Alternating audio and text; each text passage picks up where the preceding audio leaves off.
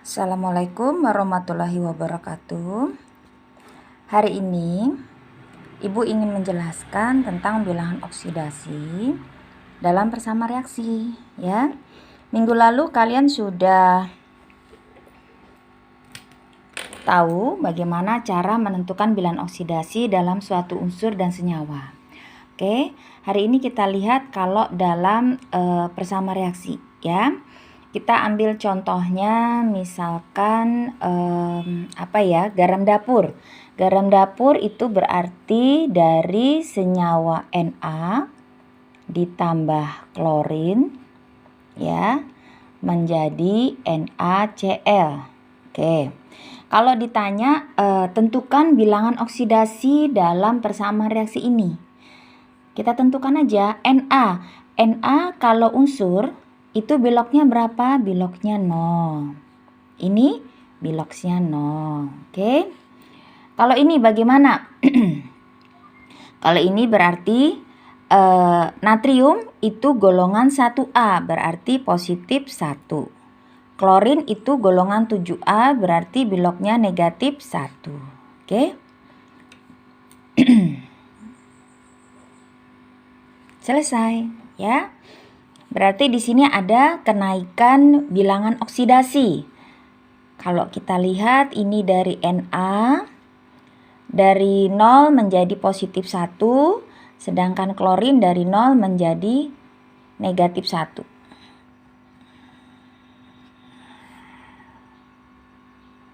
Sekarang kita perhatikan, ya.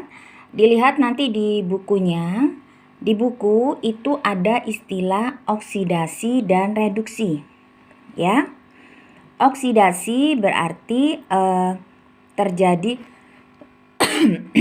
oksidasi berarti terjadi kenaikan bilangan oksidasi, ya. Sedangkan reduksi berarti terjadi penurunan bilangan oksidasi, ya. Di sini perhatikan coba ya. Ini dari ini namanya kita sebut aja ruas kiri, ini ruas kanan, ya. Di ruas kiri kalian lihat di sini natrium dari 0 menjadi positif 1. Berarti terjadi apa itu? Terjadi kenaikan. Kalau terjadi kenaikan berarti disebut reaksi oksidasi. Nah, yang mengalami kenaikan dari natrium ini disebut dengan, berarti natriumnya disebut dengan reduktor, ya. Kemudian kita lihat yang berikutnya. Dari klorin di ruas kiri 0, di ruas kanan negatif 1, berarti terjadi penurunan.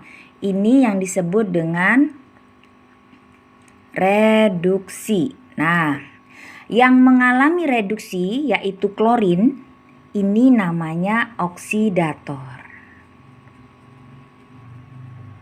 Oke, sampai di sini bisa dipahami ya. Berarti oksidator adalah zat yang mengalami penurunan bilangan oksidasi dalam reaksi redoks. Sedangkan reduktor adalah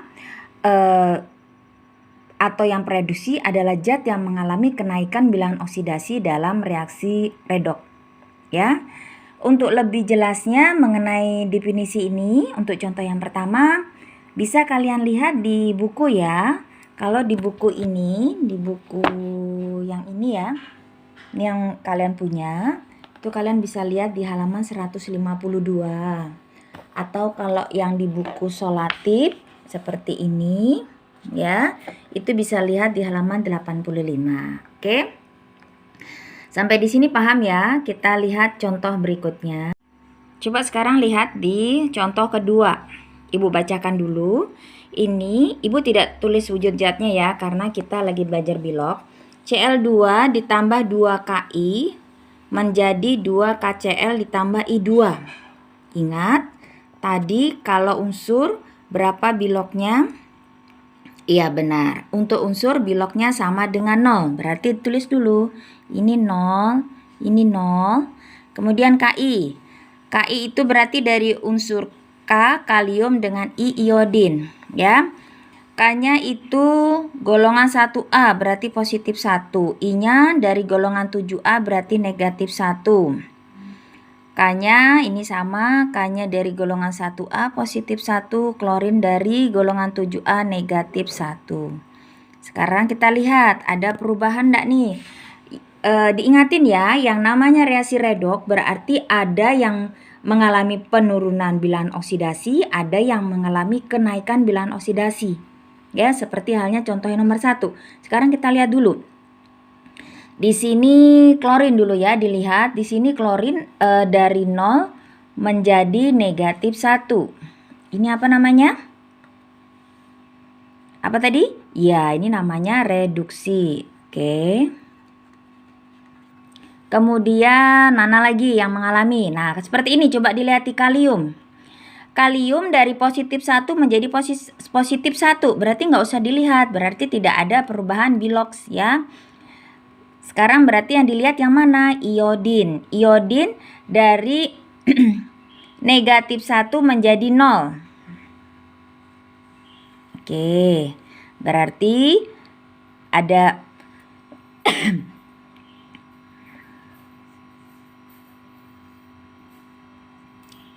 ada gimana? Ada kenaikan ya. Jadi namanya oksidasi dari negatif 1 menjadi 0. Berarti bagaimana? Berarti persamaan reaksi yang kedua ini juga termasuk reaksi redoks.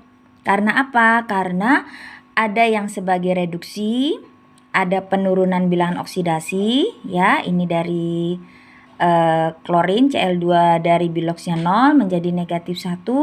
Ada yang mengalami kenaikan yaitu pada unsur iodin dari negatif 1 menjadi 0. Oke? Sampai di sini dari dua contoh ini semoga kalian sudah paham. Kita lihat contoh yang berikutnya ya. Contoh berikutnya Ibu akan tulis ya. Contoh berikutnya ini nantinya disebut dengan autoredoks. Autoredoks itu apa? Autoredoks itu adalah unsur yang bisa mengalami oksidasi tapi sekaligus mengalami reduksi. Seperti apa itu? Sebentar Ibu tulis senyawanya ya. Ya, ini lihat ya. Ini contoh senyawa yang contoh persamaan reaksi yang ketiga. Kita mau lihat contoh dari reaksi autoredoks. Autoredoks tadi apa tadi? Unsur yang bisa mengalami oksidasi dan reduksi bersamaan. Ya, Ibu bacakan dulu. 3I2 ditambah 6OH menjadi 5KI ditambah KiO3 ditambah H2O. Sekalian kita kenalan dengan namanya ya. I2 itu berarti iodin, ini hidroksida. Ki itu kalium iodida, KiO3 itu kalium iodat, ini air ya. Kalau kalian lihat ini ada jumlah atom, ada 3. Ini namanya jumlah atom ya. Kalau ada angka di depan unsur atau senyawa, ini artinya jumlah atomnya. Kalau di depan ini berarti iodin jumlah atomnya 3. Jadi kalau ditanya berapa jumlah atom iodin, 3 dikali 2 jadi 6 ya. Kemudian kalau yang seperti ini ya, ini sekalian kalian pahami. KiO3 berarti 3 di sini adalah milik oksigen saja. Tapi kalau seperti ini 2Ki berarti 5 jumlah atom 5 ini ya 5 dari Ki dan 5 juga untuk unsur iodinnya. Gitu ya cara memahaminya. Oke, kita lanjut sekarang penentuan biloknya. Kalau yang seperti ini bagaimana? Kita lihat dulu yang unsur. Unsur dari iodin. Iodin kalian tahu kalau unsur berapa tadi biloknya? 0. Oke. Sekarang kita lihat ke seberangnya dulu ya. Di sini ada Ki. Tadi ingat ini penjelasan dari kedua contoh yang tadi atau penjelasan Ibu minggu lalu. Kalau K golongan 1A berarti positif 1. Iodin golongan 7A berarti negatif 1. Kita lihat yang ini sekarang. KiO3. K-nya positif 1. Ya. Ini oksigen itu berarti negatif 2. Negatif 2 dikali 3 berarti negatif 6. Negatif 6 positif 1 berarti negatif 5. Pindah ruas menjadi positif 5. Berarti iodin positif 5. Ini oksigennya negatif 2. Hanya hanya berarti positif 1, oksigennya negatif 2. Sekarang kita lihat di oksigen dulu. Ini oksigennya negatif 2, hidrogennya positif 1. Yang mana yang disebut autoredox? Sekarang kita lihat. Iodin yang di sini dari iodin yang di sini dengan iodin yang di sini. Di sini Di sini iodin dari yang di ruas kiri dari 0 menjadi negatif 1. Kemudian lihat lagi yang di sini. Ya. Dari di ruas kiri 0 di sini menjadi negatif 5. Ya enggak? Berarti dari 0 menjadi positif 5 ini disebut dengan oksidasi. Nah, sedangkan yang di sini iodinnya dari 0 menjadi negatif 1 berarti reduksi. Apa tadi reduksi? Penurunan bilangan oksidasi. Nah, berarti ini yang disebut dengan reaksi autoredoks ya. Iodin di sini bisa mengalami reduksi dan bisa mengalami oksidasi sekaligus ya. Nanti kalau kalian tanya, Ibu kenapa yang lainnya tidak ditentukan? Karena yang lainnya tetap sama, tidak ada perubahan. Coba lihat. Oksigen di sini negatif 2, di sini negatif 2 juga. Hidrogen di sini positif 1, di sini positif 1 juga. Di sini kalium juga tidak ada perubahan. Oke? Jadi kalau mau lihat itu mana yang mengalami oksidasi dan mana reduksi itu lihat aja di ruas kiri dan ruas kanannya. Mana yang mengalami perubahan ya. Kalau tidak mengalami perubahan ya berarti tidak usah ditentukan. Oke, kita tulis dulu. Berarti ini contoh reaksi autoredoks ya. Tadi masih bingung penentuannya ini, Ibu jabarkan seperti contoh yang minggu lalu. Waktu kita meet ya, KiO3.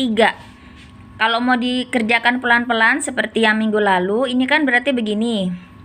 Ibu singkat BO ya, artinya bilangan oksidasi K ditambah bilangan oksidasi iodin ditambah, 3-nya ditulis di depan dulu, 3 dikali bilangan oksidasi oksigen sama dengan berapa? Diingatin kalau senyawa itu biloknya sama dengan 0. Oke. Sekarang dilanjut. Bilok dari K berapa? Negatif 1. Ini tadi yang ditanya, berarti tidak diketahui. Oksigen berapa? Negatif 2. Sama dengan 0. Oke. Sekarang lanjut. Ini berarti masih negatif 1 ditambah BO-nya iodin ditambah negatif 6 sama dengan 0. Ini berarti bilangan oksidasi iodin ditambah negatif 5 sama dengan 0. Bilangan oksidasi iodin berarti sama dengan min 5 pindah ruas jadi positif 5. Oke. Sampai di sini sudah paham ya untuk yang KiO3. Semoga kalian bisa memahami penjelasan singkat Ibu nih ya untuk 3 unsur ini. 3 unsur ini salah lagi. 3 persamaan reaksi ini. Sekarang diperhatikan setelah ini menjadi tugas kalian ya. Jadi nanti ditulis di buku catatan kalian ya. Ibu bantu menuliskan biloknya dulu. Mudah kan ya? Ini untuk PR-nya ya. Oke. MnO2 ditambah 4HCl menjadi MnCl2 ditambah 2Cl2 ditambah 2H2O. Kita sekalian kenalan dengan namanya. Ini namanya, ini Mn ini mangan, ini O itu oksigen. Jadi kalau digabung, duanya disebutkan dahulu, 2 itu jadi mangan dioksida. 4HCl. Diingat, kalau yang diawali dengan H berarti asam. Cl itu klorin, ditambah akhiran ida, jadi asam klorida. Ini. Tadi gimana? Angkanya disebut dahulu. Baru unsur yang kedua, mangan di klorida. Ini klorin, klorida, maaf. Ini air. Ya, oke, kita lanjut penentuan biloknya. Oksigen. Oksigen itu negatif 2. Ya. Mangannya berapa? Tinggal kita jumlahkan seperti ini tadi ya. Negatif 2 dikali 2 berarti negatif 4. Pindah ruas jadi positif 4. Oke. Ini hidrogen. Hidrogen itu golongan 1A. Klorin golongan 7A. Negatif 1 berarti. Ini lagi, mangan belum diketahui. Klorinnya dulu. Klorinnya berapa? Negatif 1. Jadi mangannya berapa? Negatif 1 dikali 2. Negatif 2 pindah ruas jadi positif 2. Caranya seperti ini ya. Kalau penjumlahan, kalau memang kalian belum bisa cara cepat, berarti pakai proses yang seperti ini. Oke? Unsur klorin berarti 0. Yang ini H2O. H2O berarti hanya golongan 1A. Oksigen 6A negatif 2. Oke, sudah selesai. Nanti persama reaksi ini tentukan yang soalnya untuk pertanyaan ke-1 tentukan yang mengalami oksidasi dan reduksinya. Ya, ditulis di buku kalian. Oke. Sekarang yang kedua. Soal yang kedua. Sekarang lihat soal yang kedua. Ibu bacakan dulu, Cl2 ditambah 2Ki menjadi 2KCl ditambah I2. Ya, untuk yang kedua, kalian tentukan dulu ya biloknya masing-masing. Untuk Cl2 berapa, untuk Ki berapa, untuk KCl berapa, untuk I2 berapa. Ya, kemudian soalnya tunjukkan reaksi oksidasi dan reduksinya serta pengoksidasi dan pereduksinya. Apa itu pengoksidasi dan pereduksinya? Seperti yang tadi nomor 1, paham ya? Tadi yang di nomor 1, misalkan seperti ini ya. Ini natrium mengalami oksidasi. Ya, karena terjadi kenaikan. Ibu ulangi lagi jadinya. Karena sesuai dengan soalnya tadi. Nanti kalian tanya, apa itu pengoksidasi, apa itu pereduksi ya? Ini natrium mengalami kenaikan bilangan oksidasi, ya kan?